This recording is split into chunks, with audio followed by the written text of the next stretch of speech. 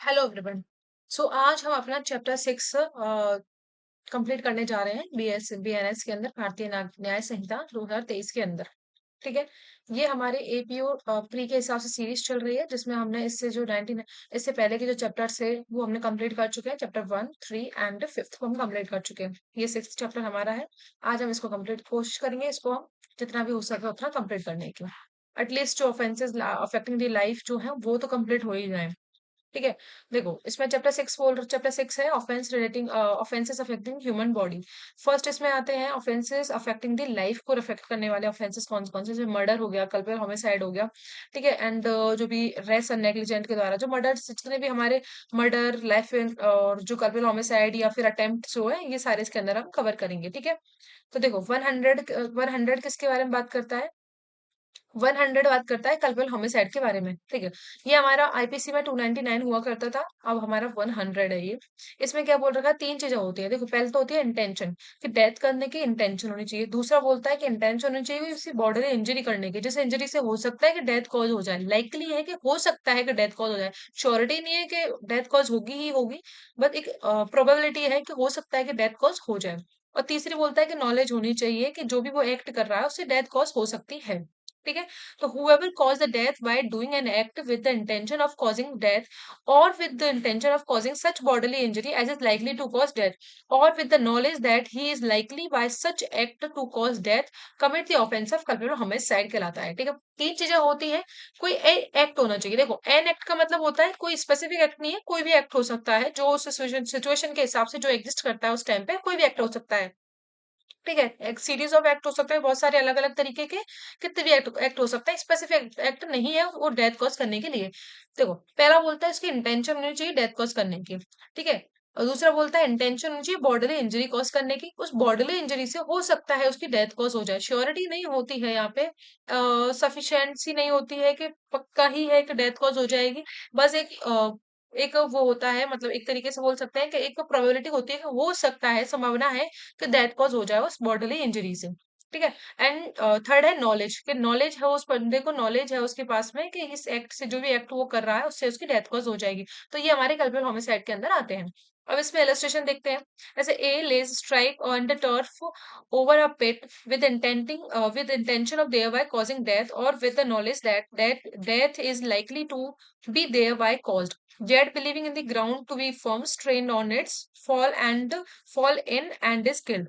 A has committed the offense of culpable homicide। देखो, इसमें क्या बोल रखा है कि जेड, जैसे सिंपल लैंग्वेज में समझते हैं इसको, कि जेड ने कोई क्या किया, एक गड्ढा खोद दिया, किसी रास्ते में क्या कर दिया, एक गड्ढा खोद दिया। ठीक है। अब उसकी इंटेंशन क्या है कि इसमें जैसे ही क्या आ जाएगा, जेड आएगा यहाँ से गुजरेगा तो वो उस गड्ढे में गिर जाएगा, जिससे उसकी हो सकता है डेथ कॉज हो जाए। ठीक है। श्योरिटी नहीं है, अभी भी श्योरिटी नहीं है, क्योंकि गड्ढे में कूदने से किसी की डेथ कॉज नहीं होती है। ठीक है। तो अब क्या करता है, उसकी इंटेंशन है, वो कर देता है, गड्ढा खोद देता है। अब जेड जो है वहां से जब गुजरता है, क्रॉस होता है वहां से, तो वो अब उसको गड्ढे को इस तरीके से कर देता है ना, एक उसको लगता है कि ये नॉर्मल जैसे सड़क है उसी तरीके से है। अब जेड जैसे ही उसमें गिरता है उसकी डेथ हो जाती है। अब उसमें किसी भी वजह से हो सकता है यहाँ पे कोई पत्थर रह गया हो जिससे उसका सिर टकराया एंड डेथ कॉज हो गई। हो सकता है उसमें कोई नुकीली चीज रह गई होगी जो उसकी गचक गई एंड उसकी डेथ कॉज हो गई। ठीक है। इस तरीके से तो ए यहाँ लाइबल होगा किसके लिए, कल्पित होमिसाइड के लिए लाइबिलिटी होगी उसकी। ठीक है। बी बोलता है A knows Z to be behind a bush and B does not, A knows Z is a Z to be behind a bush, B does not know it. A intending to cause or knowing it to be likely that likely to cause Jed's death induce B to fire at the bush. B fire and kill Jed. Here B may be guilty of no offense but A has committed the offense of culpable homicide। देखो, इसमें क्या बोल रखा है, इसमें ये बोल रखा है कि ए को तो नॉलेज होती है कि बी कहाँ, जेड कहाँ है, बुश, जो भी बुश है, जो भी गट्ठर है उसके पीछे छिपा हुआ है। लेकिन बी को इसके बारे में नॉलेज नहीं होती है कि जेड है भी कि नहीं हमारे पास में, उसको नॉलेज नहीं है। एक इंटेंशन है कि वो क्या करना चाहता है, जेड की डेथ करना, जेड की डेथ कॉज करना चाहता है, इसीलिए वो क्या करता है, बी को इंड्यूस करता है कि आप जो है, जो भी वुश है ना, इस पे क्या कीजिए, फायर कीजिए। एंड बी क्या करता है, फायर कर देता है। इससे क्या होती है, जेड की डेथ कॉज हो जाती है। अब यहाँ हो सकता है कि बी की कोई लाइबिलिटी नहीं होगी, बी को नॉलेज ही नहीं है, ना बी की इंटेंशन है जेड की ऐसी ऐसी डेथ कॉज करने की, तो हो सकता है यहाँ पे बी की लाइबिलिटी नहीं हो। लेकिन ए की जो डेफिनेटली है कि यहाँ पे उसकी लाइबिलिटी बनेगी, कल्पित होमिसाइड के लिए इसकी लाइबल होगा। ठीक है। नेक्स्ट है C. A by shooting as a fowl with intent to kill and steal it kills B. who is behind the bush, A not knowing that he was there. And here, although A was doing an unlawful act, he was not guilty of culpable homicide, as he did not intend to kill B or to cause the death by doing an act with that he knew was likely to cause death. देखो इसमें simple क्या बोल रखा है, होता है registration में कि इसमें बोल रखा है कि ए क्या करता है, किसी चीज पे शूट करता है एंड उसको किल करने की इंटेंशन होती है ना, वहां पे स्टील करने की इंटेंशन होती है कि वहां से चोरी कर लेगा वो, ठीक है। एंड इसकी वजह से क्या करता है, वो बी की डेथ कॉज कर देता है। अब उसको नहीं पता होता है कि बी जो भी जो बुश है उसके पीछे है बी, उसको नॉलेज नहीं होती कि बी कहाँ है कहाँ नहीं है, उसको नॉलेज नहीं है, वो बी की डेथ कॉज कर देता है उसकी वजह से, ठीक है। अब ए जो है, हालांकि ए का जो है अनलॉफुल एक्ट है, ठीक है, अनलॉफुल एक्ट है, वो शूट करता है, स्टील करने की इंटेंशन है, अनलॉफुल एक्ट तो है उसका, लेकिन वो कल्पेबल होमिसाइड के लिए लायबल नहीं होगा, क्योंकि ना तो उसकी इंटेंशन बी को डेथ कॉज करने की थी, ना ही उसको नॉलेज थी ऐसा कोई एक्ट करने की जिससे कि बी की डेथ कॉज हो जाए, तो इसीलिए उसकी लायबिलिटी कल्पेबल होमिसाइड की नहीं होगी, और जो भी होगी वो बात वो जो भी ऑफेंसेस के अंदर होगी वो हो सकती है, लेकिन इस ऑफेंस के अंदर 100 के अंदर उसकी लायबिलिटी नहीं होगी, ठीक है। अब एक्सप्लेनेशन क्या बोलते हैं, तो तीन एक्सप्लेनेशन है इसके अंदर। फर्स्ट बोलता है person who causes bodily injury to another who is labouring under the disorder disease this body infirmity and thereby accelerate the death of that other shall deem to have caused his death. देखो इसमें क्या बोल रखा है, कोई भी person क्या करता है, बॉडीली इंजरी कर देता है किसी दूसरे पर्सन को, जो कि क्या कर रहा है, किसी डिसऑर्डर या डिजीज इन्फर्मिटी के अंदर है, मतलब किसी उसको कोई बीमारी हो रखी है, कोई बॉडली इन्फर्मिटी होती है, ठीक है। और जैसे क्या किया है उसने, हल्का सा अगर बॉडी इंजरी उसको कर दिया ना, तो वो एक्सेलरेट कर देता है उसकी डेथ को, मतलब वो क्या करता था, एक तरीके से उसको सपोर्ट कर रहा है उसकी डेथ कॉज करने के लिए, तो ये माना जाएगा कि उस व्यक्ति ने ही उसकी डेथ कॉज की है, ठीक है। एक्सप्लेनेशन सेकंड क्या बोलता है, where the death is caused by the bodily injury and the person who causes such bodily injury bodily injury shall deem to have caused the death, although while restoring to the proper remedy and skillful treatment, the death might have been prevented। देखो उसमें क्या बोल रखा है, कोई भी बंदा है जिसने क्या किया है, किसी को बॉडली इंजरी की है, ठीक है, उस बॉडली इंजरी की वजह से उसकी डेथ कॉज हो गई, तो ये माना जाएगा कि जिस बंदे ने उसको बॉडली इंजरी कॉमिट किया है उसी ने उसकी डेथ कॉज की है, ठीक है। हालांकि यहाँ पे उसके पास चांस था कि अगर वो चाहता तो उसकी डेथ को रोक सकता था, उसको प्रॉपर ट्रीटमेंट, उसको रेमेडी देके या फिर स्किलफुल ट्रीटमेंट प्रोवाइड करा के, उसको मेडिकल जो भी चीजें की जरूरत थी उनको प्रोवाइड करा के उसकी डेथ को प्रिवेंट कर सकता था, लेकिन उसने नहीं किया, तो ये माना जाएगा कि उसने क्या किया है, उसी ने उसकी डेथ कॉज की है।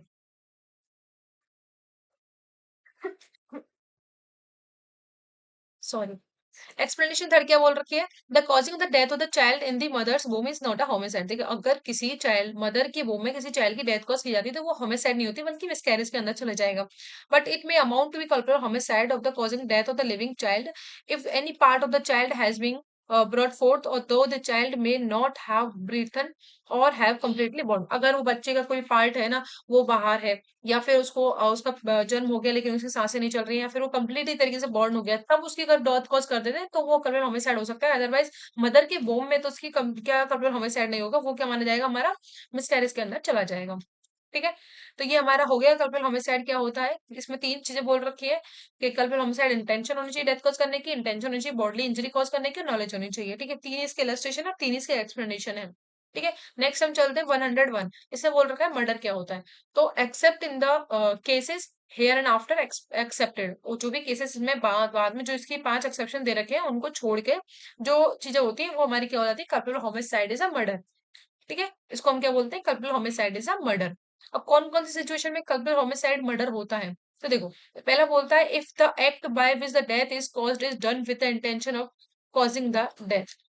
पहला बोल रहा है कि कोई एक्ट कर रहे हैं, देखो मैंने बताया था कल्पेबल होमिसाइड के अंदर के एक्ट कोई भी एक्ट हो सकता है, वहां जो भी हम एक्ट कर रहे हैं जरूरी नहीं है कोई एक फिक्स एक्ट है, सीरीज ऑफ एक्ट हो सकते हैं, लेकिन मर्डर कमिट कर रहे हैं ना, तो एक फिक्स एक्ट ही होता है, मतलब जो भी ऑफेंडर होता है, अक्यूज पर्सन जो होता है, वो एक फिक्स एक्ट लेके चलता है कि यही एक एक्ट है जिससे मुझे उसकी डेथ कॉज करनी है, ठीक है। उसके पास दूसरे कोई ऑप्शंस नहीं होते हैं कि अगर इससे बच गया तो मैं ये कर दूंगा, नहीं, उसके पास फिक्स फिक्स होता है कि मुझे यही काम करना है, ठीक है।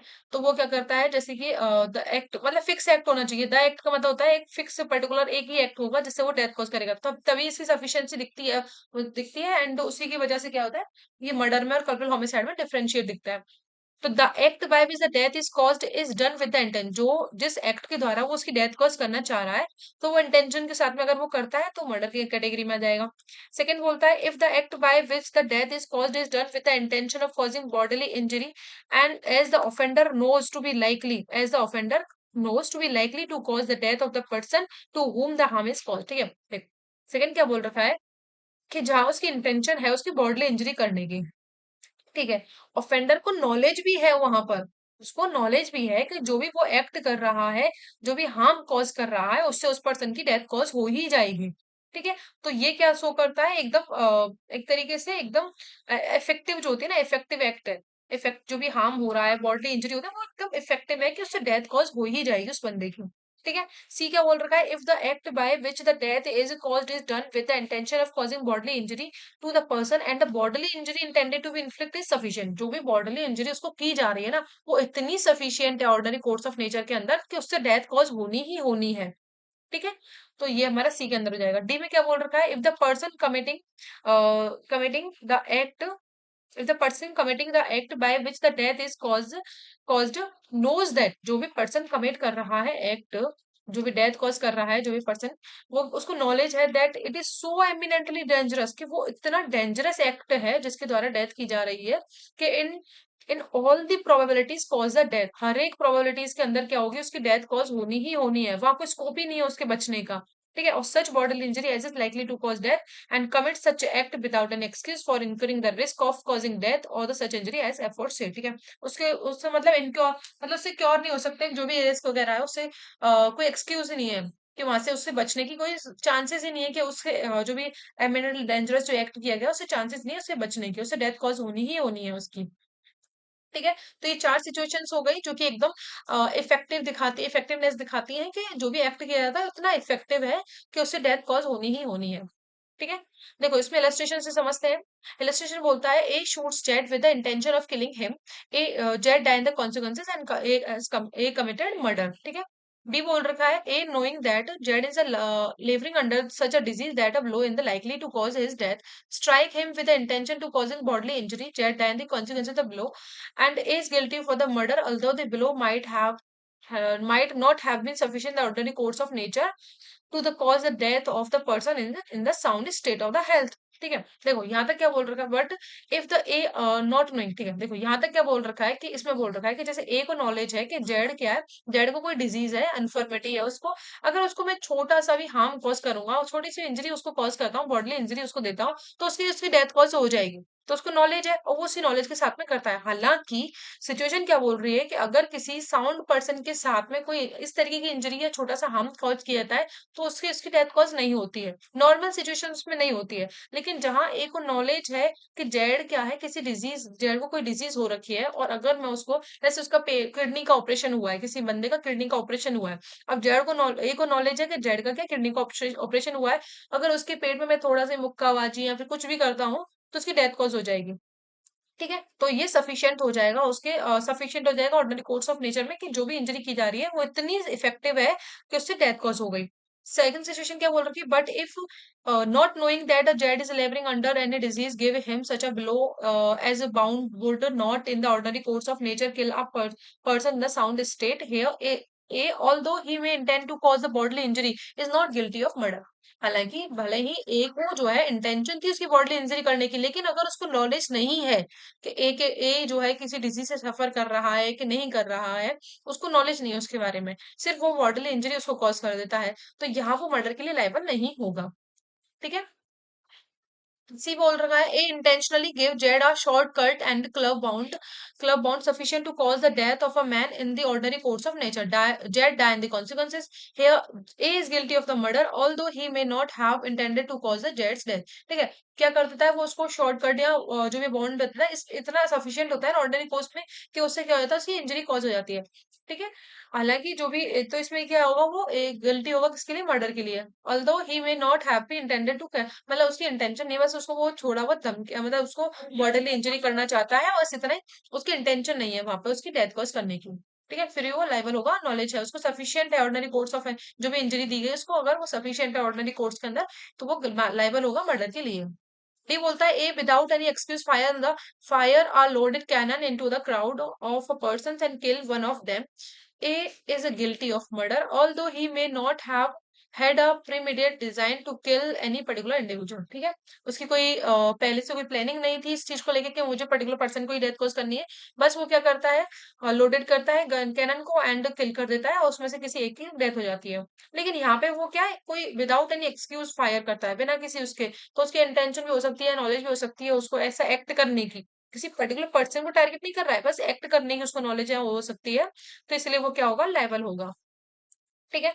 अब हम इसके अंदर क्या देखते हैं, इसके एक्सेप्शन देखते हैं कौन कौन से एक्सेप्शन है। यहाँ तक हमारा मर्डर कल्पिल होमिसाइड दोनों कंप्लीट हो चुके हैं।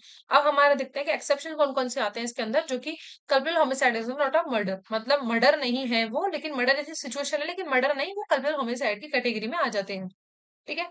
तो 5 है, पहला बोल रखा है culpable homicide is not a murder if the offender वायलेंस deprived of power of the self control by the grave and sudden provocation cause the death of the person who gave the provocation or cause the death of any other person by the mistake or accident. देखो इसमें क्या बोल रखा है कि कोई भी murder कल्पिल homicide नहीं होता है अगर जो भी ऑफेंडर है ना, वो इस तरीके से एक्ट कर रहा है, सिचुएशन इस तरीके से है कि उसने अपना सेल्फ कंट्रोल जो है उसको लूज कर दिया है, डिप्राइव्ड हो गया अपने सेल्फ कंट्रोल से। किस वजह से, by the grave and sudden provocation. उसको इस तरीके से प्रवोक किया गया है सामने बंदे के द्वारा, जो सामने वाला बंदा है उसके द्वारा उसको इस तरीके से प्रवोक किया गया है कि वो अपने सेल्फ कंट्रोल को लूज कर चुका है। ठीक है। अगर उसकी वजह से उसको किसी की डेथ कॉज कर देता है, या फिर मिस्टेक या एक्सीडेंटली अगर किसी की डेथ कॉज हो जाती है, तो वो हमारा केस क्या नहीं माना जाएगा, मर्डर की कैटेगरी में नहीं आ जाएगा, कल्पित होमिसाइड में माना जाएगा।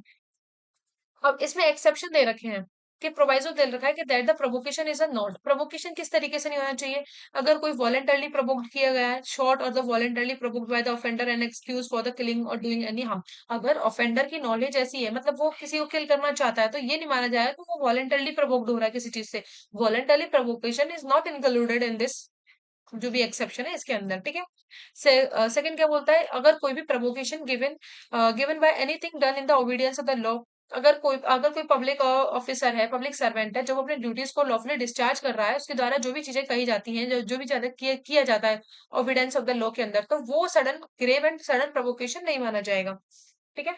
नेक्स्ट बोलता है सी। सी क्या बोल रखा है, give him anything done in the lawful exercise the right of private defence. अगर कोई भी क्या कर रहा है, अपनी राइट ऑफ प्राइवेट डिफेंस को एक्सरसाइज करते हुए कोई चीज कह रहा है या कर रहा है, तो वो भी क्या नहीं माना जाएगा, प्रोवोकेशन के अंदर नहीं माना जाएगा। देखो इसमें एक्सप्लेनेशन क्या बोल रखी है, whether the provocation was a grave or sudden enough to prevent the offence from amounting to the murder is a question of fact. मतलब कितना वो होना चाहिए, कितना नहीं होना चाहिए, ये क्वेश्चन ऑफ फैक्ट होता है। ठीक है। देन इसके हम इलस्ट्रेशन देखते हैं। इलस्ट्रेशन में क्या बोल रखा है, जैसे देखो फर्स्ट बोलता है A under the influence of the passion excited by provocation given by A Z intentionally kill by Jed's child. This is a murder in such a as the provocation was not given by the child and the death of the child was not caused by the accident or misfortune in the doing of a act caused by the provocation। देखो इसमें क्या बोल रखा है कि ए के द्वारा उसको प्रवोक किया गया था, सॉरी ए को प्रवोक किया था किसने, जेड ने प्रवोक किया था। अब ए क्या कर देता है, जेड के जो बच्चा है भाई, चाइल्ड जो है इसको इसकी डेथ कॉज कर देता है, तो ये मर्डर होगा सीधा सीधा, क्योंकि ना तो यहाँ पे चाइल्ड ने प्रवोक किया था उसको, और ना ही ये जो एक्ट है वो एक्सीडेंट और मिसफॉर्च्यून में हुआ है। ठीक है। कि जो भी प्रोवोकेशन हुआ था उसके एक्सीडेंट और मिसफॉर्च्यून में हो गया, नहीं ऐसा नहीं होगा। ठीक है। तो यहाँ उसकी लायबिलिटी किसकी होगी, मर्डर की होगी, ना कि कल्पिल होमिसाइड के लिए लायबल होगा। सेकंड बोलता है by give grave and sudden provocation to A in the on provocation fire or pistol at Y neither intending nor knowing himself to be likely to kill Jed who is a near him, but out the side A kill Jed here A has not committed murder but only the culpable homicide। देखो उसमें क्या बोल रखा है कि by क्या देता है, बी को ए को क्या करता है, ग्रेव एंड सडन प्रोवोकेशन किसके द्वारा दिया था, बाई के द्वारा दिया जाता है। अब ए जो है क्या करता है, उस ग्रेव प्रोवोकेशन में फायरिंग करता है पिस्टल से बाई के ऊपर, किससे उससे डेथ किसकी हो जाती है, जेड की हो जाती है, स्लाइट जो भी है किसी वजह से हो जाती है। ठीक है। जो उसके करीब खड़ा था, जैसे ही बाई ने थोड़ा मूवमेंट किया होगा तो जेड को जो भी फायरिंग है जेड के ऊपर चली गई होगी। अब वहां ए की इंटेंशन नहीं थी ना, नहीं नॉलेज थी जेड की डेथ कॉज करने की, तो यहाँ पे ए जो है किसके लिए लायबल होगा, कल्पिल होमिसाइड के लिए होगा, ना कि मर्डर के लिए। ठीक है। नेक्स्ट सी क्या बोल रखा है, A is the lawful arrest by the Z a वेल्फी and A is excited or to sudden and violation the patience by arrest and kill Z.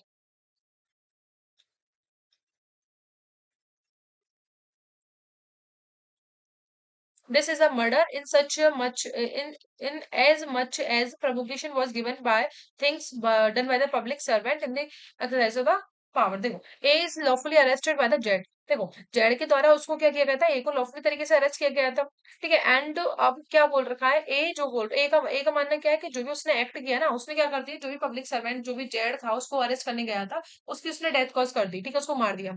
अब ए क्या है, जो भी ए का एक्ट है ना, ये ग्रेव एंड सडन प्रोवोकेशन के अंदर नहीं आएगा, कि उसने जो भी एक्ट किया वो सडन किया या प्रोवोकेशन में किया, कि क्योंकि जो पब्लिक सर्वेंट जो भी अपनी ड्यूटीज करते हैं ना, वो लॉफुली ड्यूटी डिस्चार्ज करते हैं। तो ये जो है हमने एक्सेप्शन में देखा था कि अगर कोई पब्लिक सर्वेंट अपनी ड्यूटीज को ओबीडियंस ऑफ लॉ में करता है, या फिर वो एक्सरसाइज करता है अपनी पावर्स को,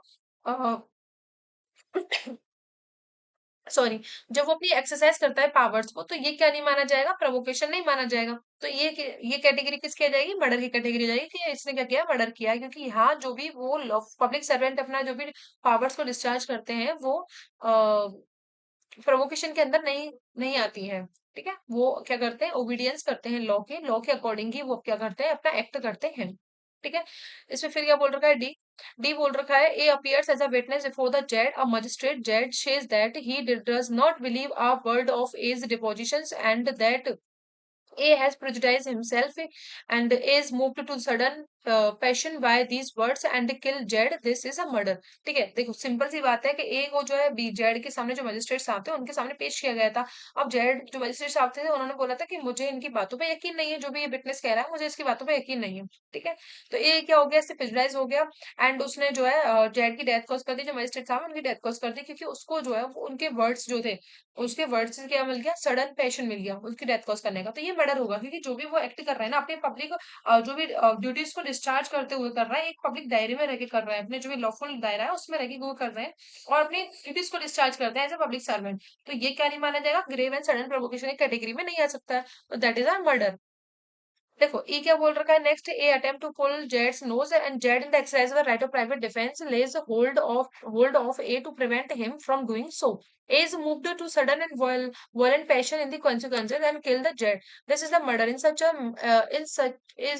as much as the provocation was given by the things done in the exercise of the right of private defense.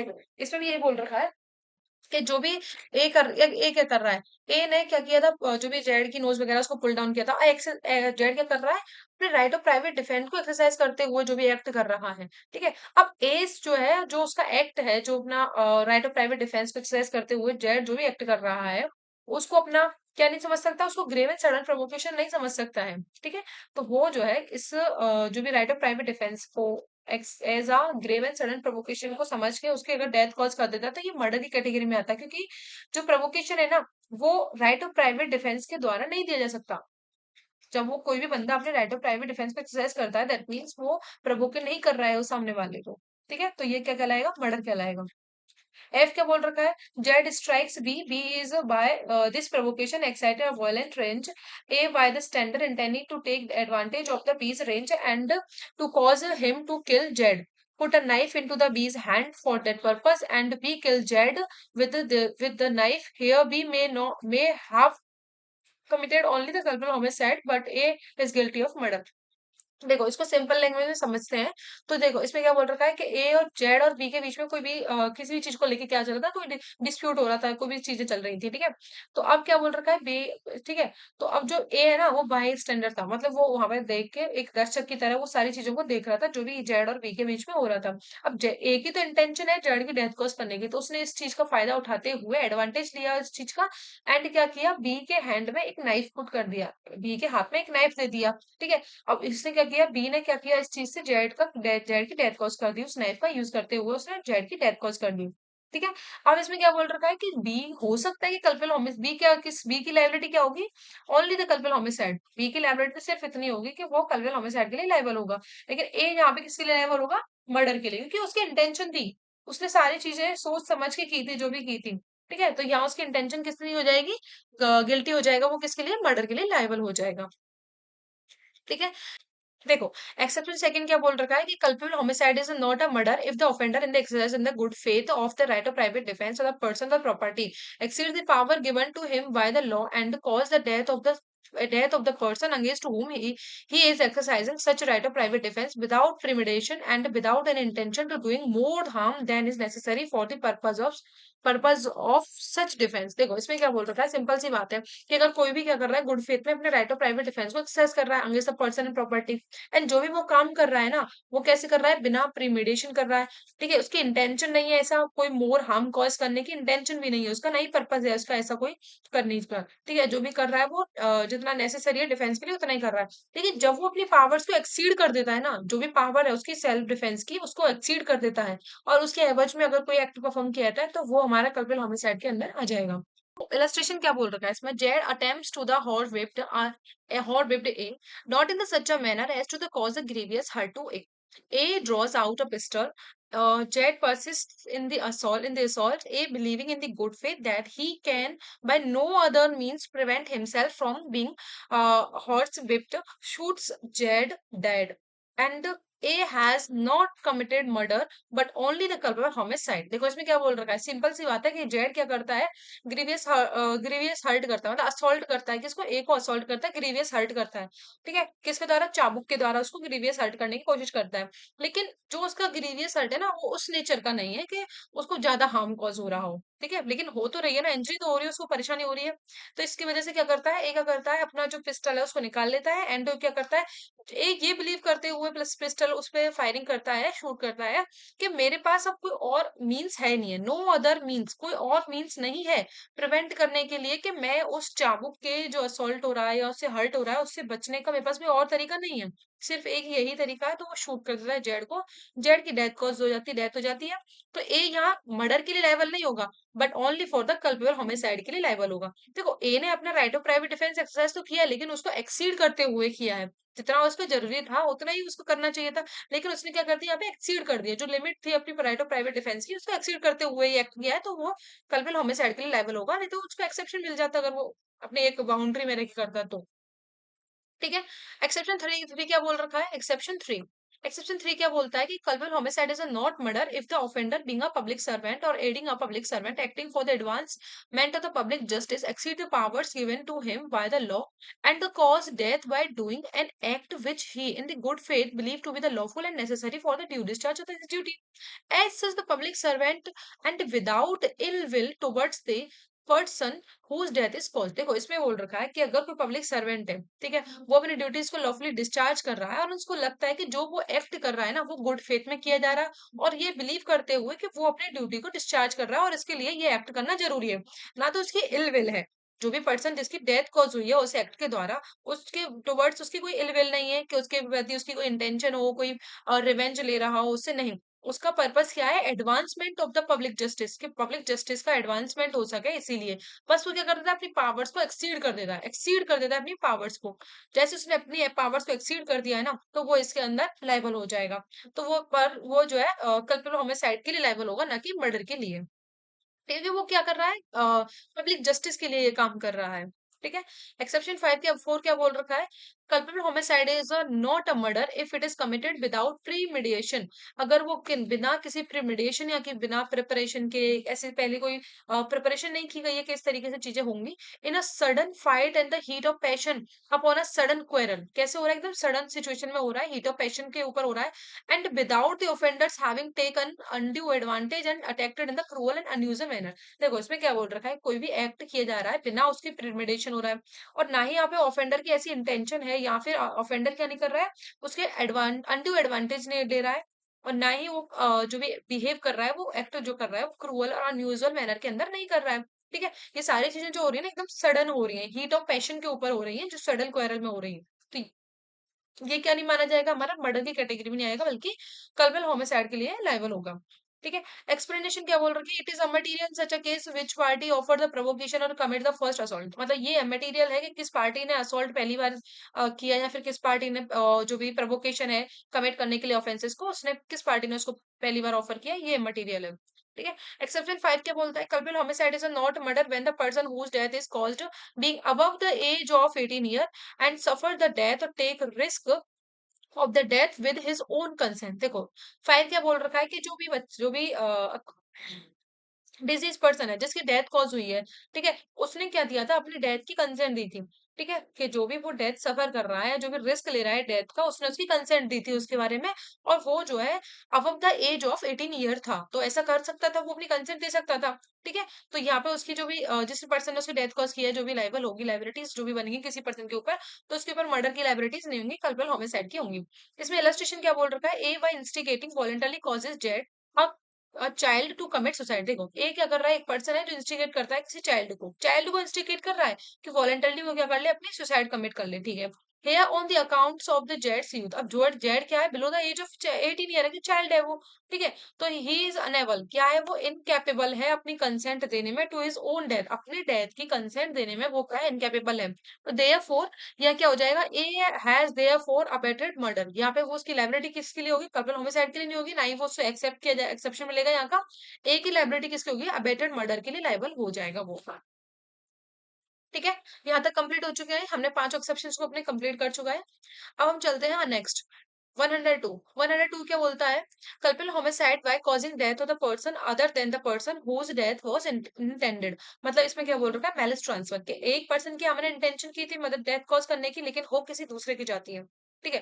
देखो, if a person by doing anything which he intended or know to be likely to cause death. कोई भी बंदा है जो क्या है, जिसकी intention है, नॉलेज है किसी की डेथ कॉज करने की, अगर वो क्या कर देता है? Commits culpable homicide by causing death. अब क्या कर देता है? वो कमिट होमिसाइड कर देता है, मतलब होमिसाइड की कल्पल होमिसाइड के वो लेवल हो जाता है किसी की डेथ कॉज करके। ठीक है?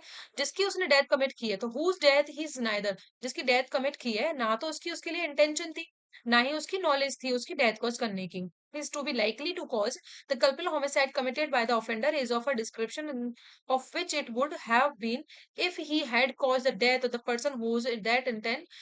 ठीक है? देखो, इसमें क्या बोल रखा है? सीधी-सी बात है कि अगर कोई पर्सन की इंटेंशन है किसी ए पर्सन की, देखो, ए है, उसकी इंटेंशन है बी की डेथ कॉज़ करने की, ठीक है? उसकी इंटेंशन भी है, नॉलेज भी है और वो ऐसा ऑफेंस भी करता है, एक्ट करता है, तो उसकी लायबिलिटी क्या बन जाएगी? कल्पल होमिसाइड के लिए। लेकिन अब क्या होता है? ए की जगह वो सी की डेथ कॉज़ कर देता है। जिसकी ना तो उसने इंटेंशन की थी और ना ही उसके पास नॉलेज की कि मैं सी की डेथ कर दूंगा। सी को तो बस सी के बारे में उसका कोई भी विचार नहीं थे, कोई नया आशय था उसका, उसको इसकी डेथ कॉज करने का, उसका बी को लेकर था। तो उसकी लायबिलिटी वही रहेगी, अगर बी की करता वो डेथ कॉज, तो जितनी लायबिलिटी बी के प्रति उसकी होती, उतनी ही लायबिलिटी सी के प्रति उसकी रहेगी। बस थोड़ा मेलिस ट्रांसफर वाली चीजें हो जाती है यहाँ पे। ठीक है? 103 के अंदर हम देखें तो पनिशमेंट दे रखी है मर्डर की, कि whoever commits murder shall be punished with a death or imprisonment for life and shall also be liable fine। क्योंकि जो भी कोई क्या करता है, मर्डर करता है, मर्डर की लाइबल होता है, 101 के अंदर मर्डर कमिट करता है, तो उसके लिए पनिशमेंट कितनी होती है? डेथ होती है, लाइफ इम्प्रिजनमेंट होती है, फाइन के लिए लाइबल होता है। ठीक है? सबसेक्शन सेकंड जो है इसका, ये न्यू एडिट किया गया है, आईपीसी के अंदर नहीं था। व्हेन अ ग्रुप ऑफ 5 और more person acting in the concert commits murder on the ground of the race, caste, community, sex, place of birth, language, personal belief or any other similar grounds, each member of the such group shall be punished with death, imprisonment for life and shall also be liable to the fine। अगर इसमें बोल रखा है कि अगर murder जो है किस ग्राउंड पे किया जा रहा है, 5 और मोर पर्सन के द्वारा, race, caste, community, sex, place of birth, language, personal belief और एनी अदर सिमिलर ग्राउंड्स के बेसिस पे क्या किया जाता है? किसी का मर्डर किया जाता है 5 और मोर पर्सन के द्वारा। तो इसमें पनिश लायबिलिटी कितनी होगी? वही सेम लायबिलिटी है, डेथ पनिशमेंट के लिए हो सकता है और इम्प्रिजनमेंट फॉर लाइफ हो सकती है एंड लायबल होगा फाइन के लिए, लायबल होगा। 104 के अंदर क्या बोल रखा है? Punishment for the murder by the life convicted person. इसमें बोल रखा है कि अगर कोई ऑलरेडी लाइफ कन्विक्टेड पर्सन है, अगर वो मर्डर कमिट करता है तो उसकी लायबिलिटी किस तरीके से होगी? तो इसमें बोल रखा है whoever being under the sentence to the imprisonment for life. ठीक है? उसको सेंटेंस मिली हुई है किसकी? लाइफ इम्प्रिजनमेंट फॉर लाइफ की पनिशमेंट मिली हुई है। कमिट्स मर्डर तो shall be punished with the death, imprison for life. ठीक है? तो वो किसके लिए लायबल होगा? अगर वो कमिट कर देता है मर्डर, तो उसकी लायबिलिटी होगी डेथ के लिए, इम्प्रिजनमेंट फॉर लाइफ के लिए। इम्प्रिजनमेंट लाइफ का तो मतलब क्या रहेगा? Reminder of that person natural life. Then 105 के अंदर चलते हैं। 105 क्या बोल रखा है? Punishment for the culpable homicide not amounting to murder. इसमें बोल रखा है, देखो, पनिशमेंट इसमें दो तरीके से बोल रखी है। एक तो बोल रखा है कि अगर कोई भी क्या करता है, कोई एक्ट ऐसा है जो क्या करता है, डेथ कॉज कर देता है, डेथ कॉज कर, मतलब इंटेंशन क्या है उसकी? डेथ कॉज करने की है, इंटेंशन है बॉडीली इंजरी करने की, जिससे लाइकली टू कॉज डेथ हो जाती है। तो वहां पनिशमेंट कितनी मिलेगी? वहां imprisonment for life or imprisonment of either description for term not be less than 5 year but which में extend to 10 year and fine होगा। या तो लाइफ इम्प्रिजनमेंट मिलेगी या फिर 5 साल से 10 साल तक की पनिशमेंट मिल सकती है, और जिसमें हमारा कितना होगा? फाइन भी लाइबल होगा। अगर इंटेंशन है डेथ कॉज करने की और कोई बॉडली इंजरी करने की जिससे कि डेथ कॉज हो जाए। अगर यहाँ पे सिर्फ नॉलेज है जिससे कि हो सकता है कि डेथ कॉज हो जाए उसकी, लेकिन इंटेंशन नहीं है डेथ कॉज करने की और ना ही इंटेंशन है बॉडली इंजरी करने की, सिर्फ नॉलेज है उसकी कि इससे क्या हो सकता है, डेथ कॉज हो सकती है, तो वहां पनिशमेंट कितनी है हमारी, 10 ईयर की पनिशमेंट हो जाएगी एंड फाइन के लिए लायबल हो जाएगा, 10 ईयर की पनिशमेंट हो जाएगी, फाइन के लिए लायबल होगा। देखो 106 क्या बोल रखा है, कॉजिंग डेथ बाय नेग्लिजेंस। अब डेथ हो रही है किसकी वजह से, रेस और नेग्लिजेंस की वजह से। तो देखो इसमें क्या बोल रखा है, whoever cause death of any person by doing any rash और negligent act not amounting to culpable homicide shall be punished with imprisonment of either description for term which may extend to 5 year.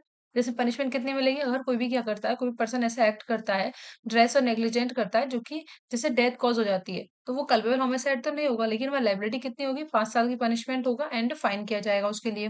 लेकिन अगर यही काम किसके द्वारा किया गया है, किसी रजिस्टर्ड मेडिकल प्रैक्टिशनर के द्वारा किया गया है, जब वो अपनी मेडिकल प्रोसीजर को परफॉर्म कर रहा था तब, तो इसकी लायबिलिटी कितनी होगी, 2 साल की पनिशमेंट एंड फाइन के लिए लायबल होगा। ठीक है। अब इसमें एक्सप्लेनेशन क्या बोल रखी है कि रजिस्टर्ड मेडिकल प्रैक्टिशनर कौन होता है, तो registered medical practitioner means a medical practitioner who possess any medical qualification recognized under the National Medical Commission Act 2019 and whose name has been entered in the National Medical Register और the state medical register के अंदर जिनका नाम recognise किया गया है वो हमारे मेडिकल रजिस्टर प्रैक्टिशनर माने जाएंगे। ठीक है। देन इसका सबसेक्शन सेकंड क्या बात करता है कि whoever cause death of any person by race और नेग्लिजेंट ड्राइविंग। ठीक है। कैसे कर रहा है, वो ड्राइव कराता है, रेस और नेग्लिजेंट ड्राइविंग कर रहा है व्हीकल का, और उसके द्वारा वो क्या करता है, वो किसी की डेथ कॉज कर देता है, तो ये कल्पेबल होमिसाइड तो नहीं होगा। और क्या करता है वो, इसके बाद में भी क्या करता है वो कि बिना पुलिस ऑफिसर को या फिर मजिस्ट्रेट को इन्फॉर्म किए बिना जो भी इंसिडेंट हो जाता है उसके सून आफ्टर द इंसिडेंट, उसके बाद में ऑफिसर को या मजिस्ट्रेट को बिना इन्फॉर्म किए वहां से एस्केप हो जाता है, तो वहाँ पनिशमेंट लाइबिलिटी कितनी हो जाएगी उसकी, 10 साल की एंड फाइन हो जाएगी। जैसे कि आप आजकल जो एक्सीडेंट होते हैं ना, रेस ड्राइविंग करते हैं ट्रक वाले हो गए या जो भी बस वाले होते हैं, तो ये रेस ड्राइविंग करके जो एक्सीडेंट कमिट कर देता है, तो एक्सीडेंट से अब वो क्या नहीं हो सकता, एस्केप नहीं हो सकते। अगर वो बिना पुलिस ऑफिसर को मजिस्ट्रेट को एक्सेप्ट करके जाते हैं, तो अब उनकी लाइबिलिटी एक्सप्रेसली मेंशन कर दी गई है। ठीक है। तो आईपीसी के अंदर ये चीज नहीं थी, लेकिन बीएनएस में ये चीज एक्सप्रेसली मेंशन कर दी गई। इससे इस तरह की सिचुएशन आती है और कोई भी एस्केप हो जाता है बिना इन्फॉर्म किए पुलिस ऑफिसर को मजिस्ट्रेट को, तो उसकी लाइबिलिटी 10 ईयर की पनिशमेंट हो सकती है एंड फाइन के लिए लाइबल हो सकता है। 10 ईयर तक की, मतलब 10 ईयर मैक्सिमम 10 ईयर की तो होगी। ठीक है। 107 क्या बोल रखा है, अबेटमेंट और suicide of the child person person of unsound mind. देखो इसमें क्या बोल रखा है कि कोई भी बच्चा है, if any child any person of unsound mind और एनी डिलीरियस पर्सन और any person in the state of intoxication commit suicide, whoever abets the commission of an such a suicide shall be punished with a death, imprisonment for life or imprisonment of for term not exceeding 10 year and shall also liable to the fine। ठीक है। देखो इसमें क्या बोल रखा है कि अगर कोई बच्चा है, अनसाउंड माइंड है या डिलीरियस पर्सन है या पर्सन है जो इंटॉक्सिकेटिंग स्टेट में है, ठीक है, अंडरस्टैंड नहीं कर पा रहा है चीजों को, अगर वो सुसाइड कमिट करता है, लेकिन सुसाइड कमिट कब कर रहा है वो, जब उसको किसी ने अबेट किया है सुसाइड कमिट करने के लिए। ठीक है। तो जिस बंदे ने उसको अबेट किया है ना, तो उसकी लाइबिलिटी कितनी होगी, डेथ के लिए, इम्प्रिजनमेंट फॉर लाइफ के लिए एंड 10 साल तक की पनिशमेंट हो जाएगी एंड फाइन हो जाएगा। या तो डेथ पनिशमेंट मिलेगी उसको, या उसको लाइफ इम्प्रिजनमेंट मिलेगी, या 10 साल तक की पनिशमेंट हो सकती है और फाइन हो सकता है। ठीक है। अब अबेट किसी पर्सन को कर रहे हैं, अबेट ऑफ द सुसाइड अगर किसी पर्सन को किया था, तो if any person commit suicide, कोई भी पर्सन सुसाइड कमिट करता है, whoever abets the commission of such suicide, जिसने भी उसके सुसाइड के कमीशन के लिए उसको अबेट किया है, जिस पर्सन ने उसको अबेट किया है सुसाइड के कमीशन के लिए, तो shall be punished with imprisonment of either description for term which may extend to 10 year. तो 10 साल तक की पनिशमेंट होगी एंड फाइन होगा, फाइन के लिए वो लायबल होगा, 10 साल तक की पनिशमेंट होगी एंड क्या करेगा वो, फाइन के लिए लायबल होगा इसमें। ठीक है।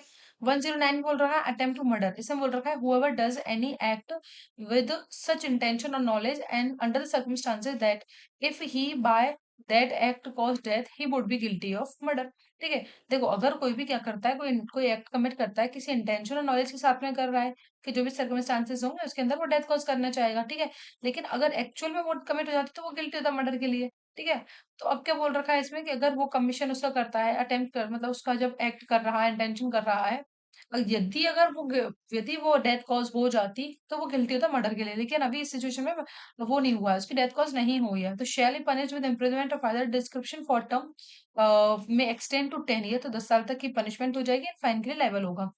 एंड दूसरी सिचुएशन क्या बोल रखी है, अगर उसमें क्या हो जाता है, उस एक्ट की वजह से उस पर्सन की डेथ तो कॉज नहीं होती है, लेकिन उसको हर्ट कॉज हो जाता है। If the hurt is cause to any person by the such act, उस एक्ट की वजह से किसी पर्सन को हर्ट कॉज हो जाता है, तो ऑफेंडर सेल भी लाइबल होगा either to the imprisonment for life के लिए और to the such punishment as in here and before mention, जो पहले मेंशन की गई है 10 ईयर की पनिशमेंट एंड फाइन, उसके लिए वो लाइबल हो।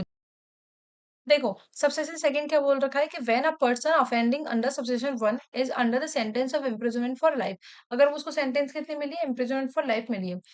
If he may he may, if a hurt is caused be punished with death or imprisonment for life, which shall means remainder of that personal life। देखो इसमें क्या बोल रखा है कि अगर किसी, जो सब्सेक्शन 1 के अंदर हमने अटेम्प्ट देखा था, अगर ऐसा कोई एक्ट जो है किसी पर्सन के द्वारा किया था जो लाइफ कन्विक्टेड पर्सन है उसके द्वारा अगर किया था और उसमें हर्ट कॉज हो जाता है, तो इसकी लाइबिलिटी कितनी होगी, 10 ईयर की पनिशमेंट, सॉरी डेथ होगी, या फिर हो सकता है इम्प्रिजनमेंट फॉर लाइफ हो जाए उसके लिए। और वो कितना, इम्प्रिजनमेंट फॉर लाइफ का मतलब क्या रहेगा, reminder of that personal natural life. ठीक है। अब इसमें इलस्ट्रेशन दे रखे हैं, देखो इलस्ट्रेशन क्या बोल रखा है, फर्स्ट बोल रखा है, ए बोल रखा है कि A shoots at Z with intent to kill him, इसके इंटेंशन से क्या करता है, उसको किल करता है। अंडर सच सर्कमस्टांसेस दैट, जो भी सर्कमस्टांसेस है, इफ द डेथ एंश्योर्ड, अगर डेथ कॉज हो जाती है तो A would be guilty of the murder, अगर उन सर्कमस्टांसेस के अंदर उसकी वो हो जाती है, डेथ हो जाती है, तो वो किसके लिए लायबल होगा, मर्डर के लिए लायबल होगा। तो A is liable for the punishment under this section. ठीक है, गिल्टी होगा मर्डर के लिए, लाइबल हो जाएगा इसके सेक्शन के अंदर। ठीक है।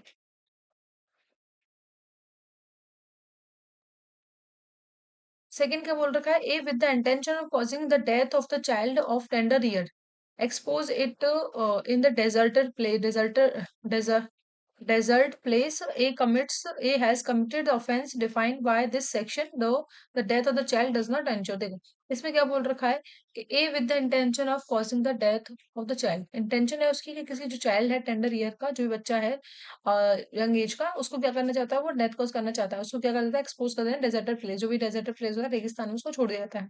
ठीक है। एंड ए हैज कमिटेड, तो उसने कौन सा ऑफेंस कमिट किया है, अटेम्प्ट टू मर्डर करने की कोशिश की है, भले ही उसकी डेथ नहीं हुई है बच्चे की, लेकिन फिर भी वो लायबल होगा इस सेक्शन के अंदर। ठीक है। सी बोलता है एक intending to murder Z by a gun and loaded it, एक इंटेंशन है जेड की डेथ कॉज करने की, इसलिए वो एक गन खरीदता है एंड उसको लोड करता है। A has not yet committed the offence, A fire the gun at the Z, अभी तक उसने ऑफेंस कमिट नहीं किया, ए फायर करता है जेड के ऊपर, and he has committed the offence defined in this section, and if bye such firing he bond Z, अगर उसको जेड को कोई नुकसान हो जाता है, कोई इंजरी हार्म हो जाती है उसकी फायरिंग से, तो he is liable to the punishment provided by the latter part of the subsection 1, जो सबसेक्शन सेकंड के अंदर जो दे रखा है ना, हर्ट के लिए लाइबल हो जाएगा, तो उसमें उसके लिए पनिशमेंट उसको मिल जाएगी। ठीक है। डी बोल रखा है A intending to murder Z by the poison purchases poison and mixes the same with the food which remain in the A's keeping। ठीक है। A has not yet committed the offence defined in this section, अभी तक उसने offence commit नहीं किया है इस section के अंदर।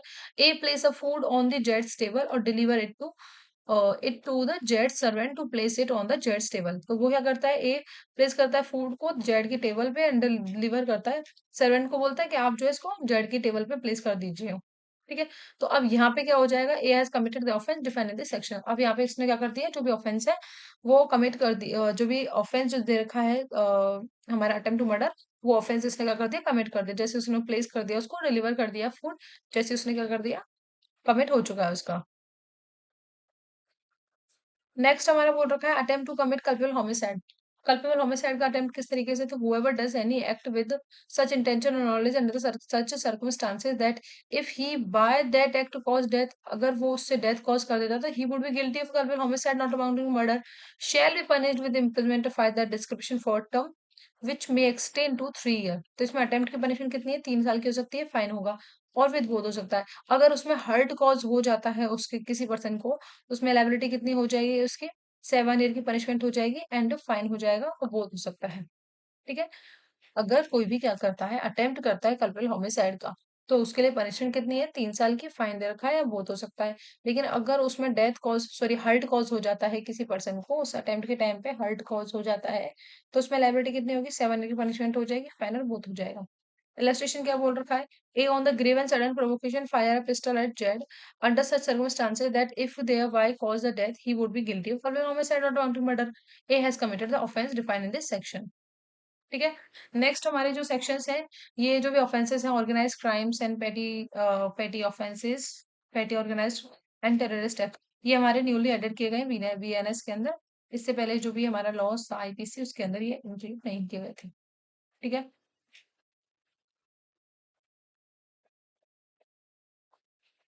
तो देखो इसमें क्या बोल रखा है, 101 बोलता है ऑर्गेनाइज्ड क्राइम क्या होते हैं। ठीक है। तो इसमें बोल रखा है any continuing unlawful activity including kidnapping, robbery, vehicle theft, extortion, land grabbing, contract killing, economic offences, cyber crime, trafficking of persons, drugs, weapons, or illicit goods or services, and human trafficking for the prostitution or the ransom by any person or a group of person acting in the concert singly or jointly, either as a member of the organized crime or syndicate, or on behalf of the such syndicate by use of the violence, threat of violence, intimidate, coercion, or by any other unlawful means to obtain the direct indirect material benefit including a financial benefits। ठीक है। इनका purpose क्या होता है कि कोई भी direct and indirect benefit लेने का, मटेरियल बेनिफिट हो सकता है जिसमें हमारा फाइनेंशियल बेनिफिट्स होता है, and shall constitute the organize crime. देखो इसमें क्या बोल रखा है, किसी भी तरीके की कोई भी अनलॉफुल एक्टिविटी करते हैं जिसमें कि किडनैपिंग हो जाता है, रॉबरी होता है, एक्सटॉर्शन होता है, ये सारे ऑफेंसेस जो होते हैं हमारे, ट्रैफिकिंग करना, प्रोस्टिट्यूशन के पर्पज से रैंसम लेना, ठीक है, या फिर एक्टिंग करना ज्वाइंटली या सिंगली एक्ट करना as a member of organize crime का सिंडिकेट करके, किसी भी तरीके से हम क्या कर रहे हैं, वायलेंस को यूज कर रहे हैं, थ्रेट ऑफ वायलेंस करते हैं, इंटिमिडेट करते हैं, कोहर्जन करते हैं, कोई भी अनलॉफुल मीन्स से कोई भी अनलॉफुल एक्टिविटी करते हैं, उसमें हमारा पर्पस क्या है कि हमें उनसे कोई भी मटेरियल बेनिफिट्स गेन करने हैं, तो इसमें हमारा फाइनेंशियल बेनिफिट्स हो सकते हैं। ठीक है। तो ये हमारा क्या कहलाता है, ऑर्गेनाइज क्राइम कहलाता है। ठीक है। नेक्स्ट इसमें क्या बोल रखी है, एक्सप्लेनेशन के for the purpose of this subsection, organize crime syndicates क्या होते हैं, means a group of two और मोर पर्सन। ठीक है। ऑर्गेनाइज क्राइम सिंडिकेट्स क्या होता है, ग्रुप होता है टू और मोर पर्सन्स का, हु एक्टिंग आइदर सिंगली और जॉइंटली, या तो वो सिंगल एक्ट करते हैं या वो आपस में एक दूसरे के साथ मिलकर कोई एक्ट करते हैं एज अ सिंडिकेट और द गैंग की तरह करते हैं। Indulge in the continuing unlawful activity, जो भी अनलॉफुल एक्टिविटीज ऊपर डिस्क्राइब कर रखी है उनको उनके एवज में क्या करते हैं वो लोग, दो या दो से व्यक्ति जो भी लोग हैं वो मिलके क्या करते हैं, एक्टिंग करते हैं, या तो सिंगल करते हैं या ज्वाइंटली मिलके करते हैं, एज अ सिंडिकेट और गैंग की तरह काम करते हैं वो अनलॉफुल एक्टिविटीज को कमिट करने के लिए। देखो सेकंड में क्या बोल रखा है, continuing unlawful activities. Continuing unlawful activities क्या होती है, मीन्स एन एक्टिविटी जो कि प्रोहिबिटेड होती है लॉ के द्वारा, prohibited by the law, which is an cognizance offence, जो कि कैसे होते हैं, कॉग्निजेबल ऑफेंसेस होते हैं जिसमें पनिशमेंट कितनी दे रखी है हमारी, 3 साल या 3 साल से अधिक की पनिशमेंट दे रखी है। Undertakes any by any person, ये ऑफेंस किसके द्वारा जो एक्टिविटी परफॉर्म की जा रही है, किसी पर्सन के द्वारा, या तो सिंगली या ज्वाइंटली, कैसे की जाती है, तो इंडिविजुअली की जा रही है या फिर ज्वाइंटली की जा रही है, ग्रुप के साथ में मिलकर, एज अ मेंबर ऑफ किस कैसे की जाती है, as a member of organized crime syndicate, जो भी ग्रुप है उनका, उसका मेंबर रहते हुए की जा रही है, या उनके बिहाफ पे कोई और कर रहा है, जिनके रिगार्डिंग जो भी एक ग्रुप है या जो मेंबर्स हैं इनके रिगार्डिंग क्या चल रहा है, which more than one chargesheet has been filed, जिनके अगेंस्ट में क्या की जा चुकी है, चार्जशीट फाइल की गई है, मोर देन वन, एक से ज्यादा उनके अगेंस्ट में चार्जशीट फाइल की गई है कॉम्पिटेंट कोर्ट के सामने, with in the presiding periods of 10 year, जो पिछले 10 वर्षों के अंदर अंदर क्या किया गया, उनके अगेंस्ट में क्या हुई है, कोई भी चार्जशीट, मोर देन वन चार्जशीट फाइल की गई है।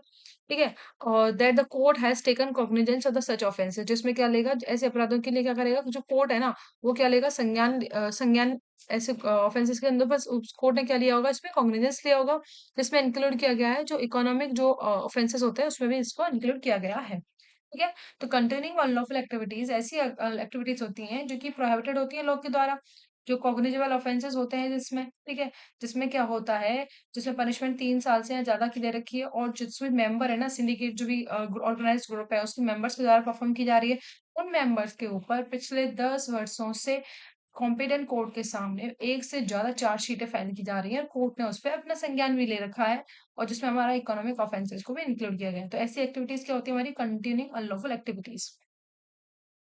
देखो नेक्स्ट क्या बोल रखा है, इकोनॉमिक ऑफेंसेस कौन से होते हैं, तो इकोनॉमिक ऑफेंसेस में बोल रखा है including criminal breach of trust, forgery, counterfeiting the currency notes, bank notes, government stamps, hawala transactions, mass marketing, fraud and running any scheme, to defraud several persons or doing any act in the manner with a view to defraud any bank or financial institutions or any other institution organization to obtain the monetary benefit in any form। ठीक है, ये हमारे क्या होता है, economic offences, आर्थिक अपराध की कैटेगरी में आते हैं।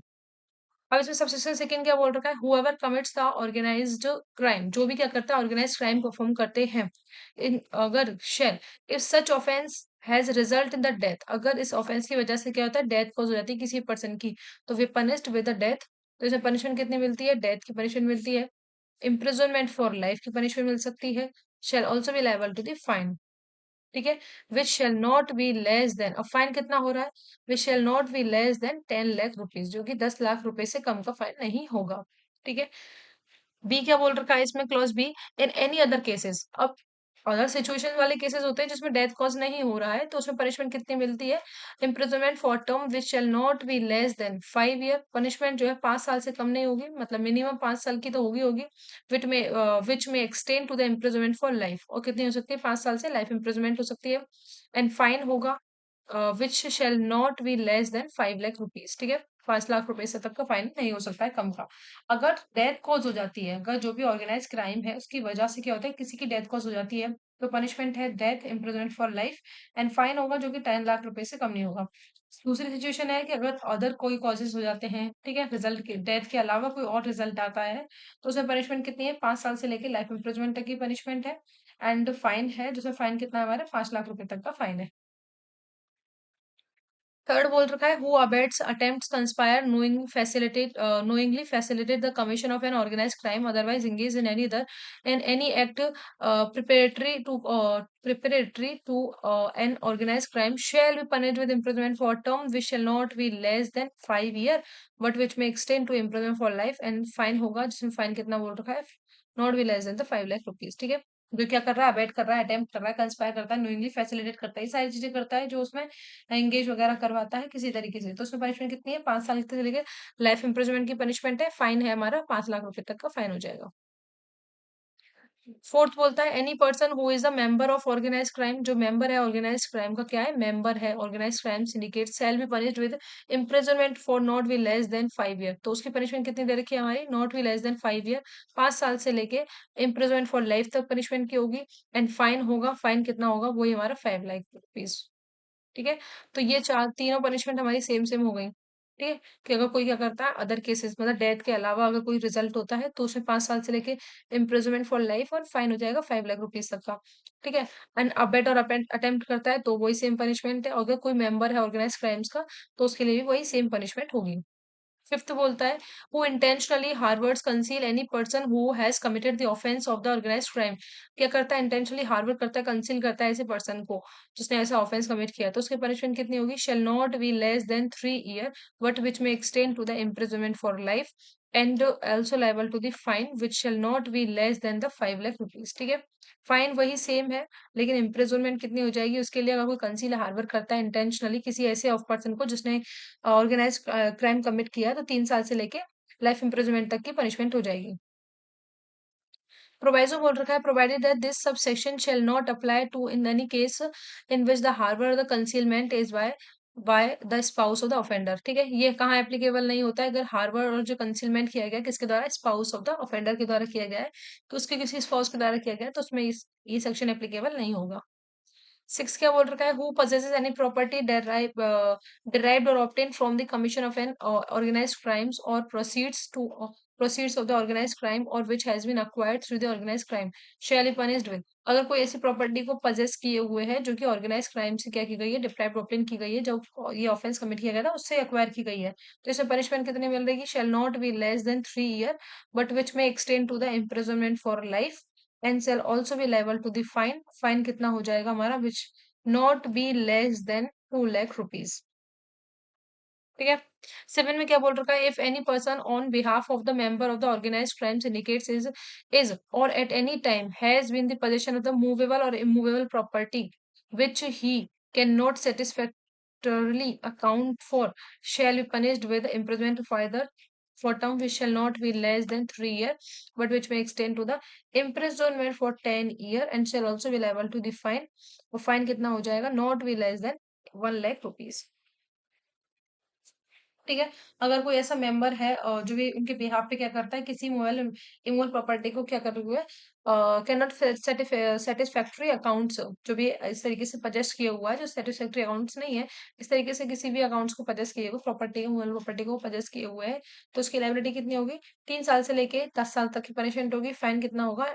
फाइन जो होगा वो कैसा होगा? Not be less then 1 lakh rupees. ठीक है? 1 लाख रुपए से कम का फाइन नहीं होगा। इधर 112 क्या बोल रखा है, इसमें पनिशमेंट ज्यादा कुछ नहीं है। देखो पनिशमेंट सिंपल सिंपल सी है। अगर डेथ रिजल्ट हो जाता है तो 10 साल की पनिशमेंट है, इम्प्रिजनमेंट है, फाइन होगा 10 लाख रुपए का होगा। ठीक है। फिर हमारा जो बी वाला सिचुएशन है, बी हो गया, जिसमें कि रिजल्ट जो डेथ के अलावा कोई और डेथ पनिशमेंट हो जाती है, तो उसमें 5 साल से लेके इम्प्रिजनमेंट फॉर लाइफ होगी, एंड उसमें फाइन कितना दे रखा है? 5 लाख रुपीज दे रखा है। वही हमारा अटेम्प्ट क्रिमिनल कॉन्स्पिरेसी, और उसका दे रखी है पनिशमेंट। और वही पनिशमेंट उसकी दे रखी है अगर जो मेंबर है कोई ऑर्गेनाइज क्राइम्स का, उसकी भी सेम पनिशमेंट दे रखी है। ठीक है। अगर फिफ्थ में बोलता है कोई इंटेंशनली हार्बर एंड कंसील करता है, तो पनिशमेंट कितनी हो जाएगी उसकी? 3 साल से लेके लाइफ इंप्रिजमेंट की हो जाएगी, लेकिन फाइन इतना ही रहेगा, not be less than the 5 lakh rupees. ठीक है। फिर हमारा पोजेशन में प्रॉपर्टी का कोई डिप्राइव की गई, मतलब जो प्रॉपर्टी को पजेस किए हुए है, जो कमीशन ऑफ द ऑफेंसेस से आई है, जो ऑर्गेनाइज क्राइम से पजेस की एक्वायर की गई है, तो इसमें 3 साल से लेके लाइफ इंप्रिजमेंट की पनिशमेंट हो जाएगी, और फाइन कितना हो जाएगा? 2 लाख रुपीज का हो जाएगा। एंड देन इसके बाद में अगर मूवल ओनर प्रॉपर्टी को परचेस कोई मेंबर किए हुए हैं, ठीक है, तो उसमें पनिशमेंट कितनी हो जाएगी? 3 साल से लेके 10 साल तक पनिशमेंट हो जाएगी। फाइन कितना हो जाएगा? Not be less than the 1 lakh rupees. ठीक है। नेक्स्ट है इसमें पेटी ऑर्गेनाइज्ड ऑफेंसेस क्राइम्स कौन से होते हैं? 112 बात करता है पेटी ऑर्गेनाइज्ड क्राइम्स। तो whoever being the member of the gang group और द गैंग आइदर सिंगली और jointly commits an act of theft, snatching, cheating, unauthorized selling of the tickets, unauthorized betting, or gambling, selling of the public examinations question paper, or any other similar criminal act is said to commit petty offense। देखो petty offenses में क्या बोल रखा है कि कोई भी क्या करता है? थेफ्ट करते हैं, चीटिंग करते हैं, स्नैचिंग करते हैं, अनऑथराइज सेलिंग करते हैं टिकट्स का, अनऑथराइज बैटिंग करते हैं, गैम्बलिंग करते हैं, या फिर सेलिंग करते हैं क्वेश्चन पेपर्स का एग्जामिनेशन के टाइम पर। ठीक है। और या फिर इसी तरीके के सिमिलर एक्ट को परफॉर्म करते हैं, तो वो हमारे पेटी ऑफेंसेस कहलाते हैं।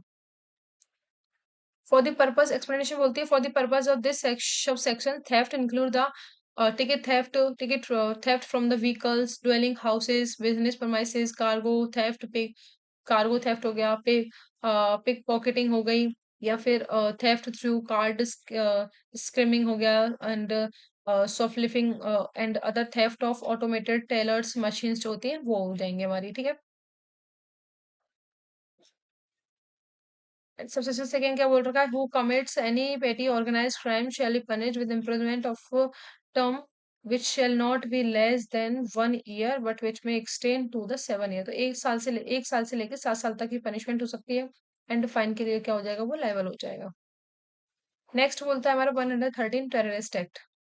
ठीक है। टेररिस्ट एक्ट इसे बोल रखा है whoever does any act with the intent to the threaten और लाइकली टू थ्रेटन। इंटेंट क्या है उसकी? थ्रेट करना या लाइकली टू थ्रेट करना the unity integrity sovereignty security and economic security of the India. किसको कर रहा है वो? Unity integrity sovereignty security economic security of India को, और with intent to strike terror और likely to strike terror in the people और any section of the people in the India और इन एनी फॉरेन कंट्री। इस तरीके का intention है उसका। इसके लिए क्या करता है वो? बाइंग करता है बाय यूजिंग बॉम्ब के द्वारा, डायनामाइट्स के द्वारा, अदर एक्सप्लोसिव सब्सटेंस और इनफ्लेमेबल सब्सटेंस और फायर आर्म्स और अदर लेथल वेपन्स और पॉइजनस और नॉक्सियस गैसेस और other chemicals by any other substance whether biological, radioactive, nuclear or otherwise of the hazardous nature, or by any other means of whatever the nature or nature to cause or likely to cause। क्या करता है? उससे death करता है, injury करता है to any person की या पर्सन की, लॉस और डैमेज करता है, डिस्ट्रक्शन करता है, किसका? प्रॉपर्टी का करवाता है। ठीक है। डिस्टर्ब करता है,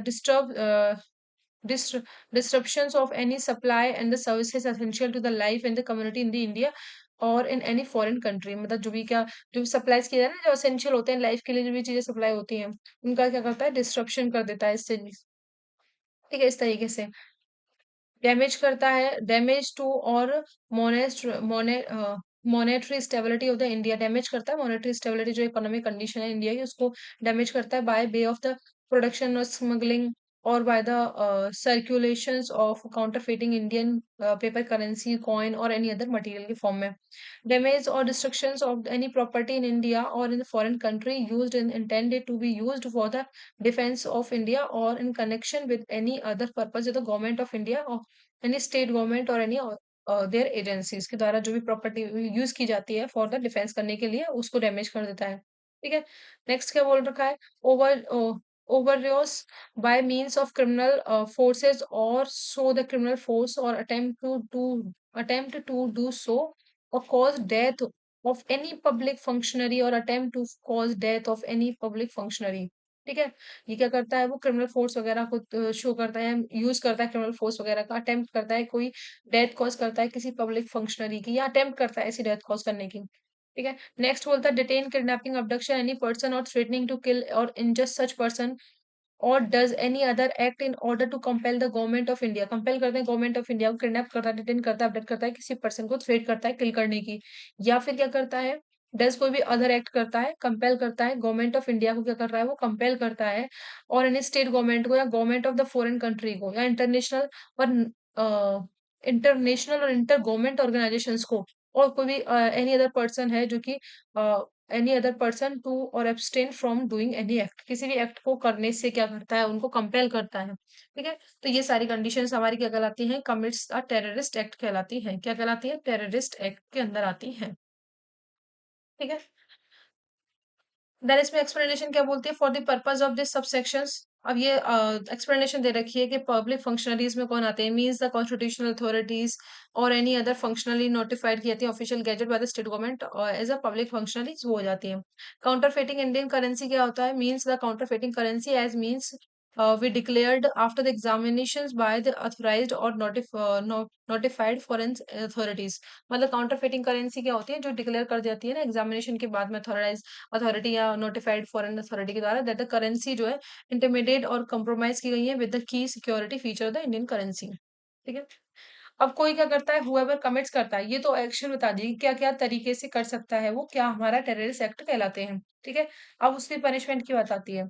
तो सबसेक्शन 2 क्या बोलता है whoever commits the terrorist act अगर कोई भी टेररिस्ट एक्ट करता है अगर if such offence has result in the death अगर उसकी वजह से क्या होती है डेथ हो जाती है ऑफ एनी पर्सन की तो ये पनिश्ड विद डेथ और imprisonment for life and fine. तो वो क्या होता है वो लायबल होता है डेथ की पनिशमेंट के लिए या फिर इम्प्रिजनमेंट फॉर लाइफ के लिए या फिर फाइन और इम्प्रिजनमेंट फॉर लाइफ के लिए एंड फाइन के लिए लायबल होता है. और अगर कोई अदर सिचुएशन है जिसमें रिजल्ट डेथ का नहीं है बल्कि अदर कोई ऑफेंस कमिट हुआ है तो be punished with imprisonment for term which shall not be less than 5 year but which may extend to the imprisonment for life. तो 5 साल से लेकर आजीवन कारावास की पनिशमेंट हो सकती है फाइन होगा जो भी इम्पोज किया जाएगा. ठीक है. नेक्स्ट क्या बोल रखा है थर्ड में बोल रखा है हुएवर कमिट्स को देखो हुएवर कॉन्स्पिरेसी करता है अटेम्प्ट करता है कमिट करता है एडवोकेट करता है वेट करता है एडवाइस करता है इंटाइस करते हैं डायरेक्टली और knowingly facilitate the commission of the terrorist act और any other preparatory to commit commission of the terrorist act shall be punished with not be less than 5 year. ठीक है. पनिशमेंट कितनी होगी not be less than 5 year but which में extend to the imprisonment for life and fine के लिए liable होगा. Same है जो हमने अभी ऑर्गेनाइज क्राइम के अंदर पढ़ी थी उसी तरीके से पनिशमेंट है. फोर्थ बोलता है हुएवर ऑर्गेनाइज करते हैं organise a cause to be organised any camps for the imparting training in the terrorist act और रिक्रूट और cause to be recruited any person और person for the commission of the terrorist act. क्या करते हैं camp वगैरह लगा रहे हैं ट्रेनिंग सेंटर्स वगैरह चलाते हैं टेररिस्ट एक्ट परफॉर्म करने के लिए. तो उसमें पनिशमेंट कितनी मिलेगी not be less than 5 year but which में extend to the imprisonment for life and shall also be liable to the fine. ठीक है. फिफ्थ बोलते हैं any person who is a member of organisations which is involve the terrorist act. मतलब कोई भी organisation है जो टेररिस्ट एक्ट के अंदर इंक्लूड है उसका कोई मेंबर है तो उसके लिए पनिशमेंट कितनी मिलेगी उसके लिए पनिशमेंट हो जाएगी इम्प्रिजनमेंट फॉर लाइफ की एंड फाइन के लिए लायबल होगा. नेक्स्ट है 6 क्या बोल रहा है subsection 6 whoever voluntarily harbors or conceals or attempt to be harbor or conceal any person knowing that such person has committed terrorist act harbour करते हैं कंसील करते हैं जानते हुए कि उसने क्या किया है कोई टेररिस्ट एक्ट कमिट किया है तो उसकी पनिशमेंट कितनी हो जाएगी not be less than 3 year 3 साल से लेके मिनिमम 3 साल की पनिशमेंट तो होगी होगी उसके लिए और विच में extend to the imprisonment for life and fine के लिए लाइबल होगा. ठीक है? लेकिन इसमें बोल रखा है प्रोविज़ो कि ये एप्लीकेबल कहाँ नहीं होगा, अगर स्पाउस के द्वारा किया गया है, ऑफेंडर के स्पाउस के द्वारा अगर उसका हार्ड वर्क कंसीलमेंट किया जा रहा है, तो ये उसके ऊपर एप्लीकेबल नहीं होगा। ठीक है? नेक्स्ट बोलता है सबसेक्शन 7 क्या बोल रखा है? Whoever knowingly possess any property deprived or obtained from the commission of any terrorist act acquiring through the commission of any terrorist act shall be punished with imprisonment for term which may extend to the imprisonment for life। अगर कोई करता है acquire करता है इस property को तो punishment कितनी मिलेगी? imprisonment for life होगी and shall also be liable होगा किसके लिए? फाइन के लिए भी क्या होगा? वो liable होगा। ठीक है, तो ये हमारा टेररिस्ट एक्ट कंप्लीट हो जाता है। इसमें लास्ट एक्सप्लेनेशन है कि for the removal of the doubt it is hereby declare that the officer not below the rank of the superintendent of the police shall decide whether to register the case under this section और under the unlawful activities act. देखो अब ये problem आती है कि जो हमारा unlawful activities prevention act 1967 का एक्ट है उसके अंदर हम इस केस को फाइल करें या सेक्शन के अंदर लेके आए, तो ये चीज डिसाइड कौन करेगा? वो ऑफिसर करेगा जो कि not the below rank of the superintendent of police. जो एसपी की रैंक से जो बिलो नहीं होगा ना, जो एसपी की रैंक से जो अबव होगी, वो क्या करेंगे? डिसाइड करेंगे कि कहाँ हमको ये रजिस्टर करनी है। ठीक है, ये हमारे यहाँ तक कंप्लीट हो जाता है।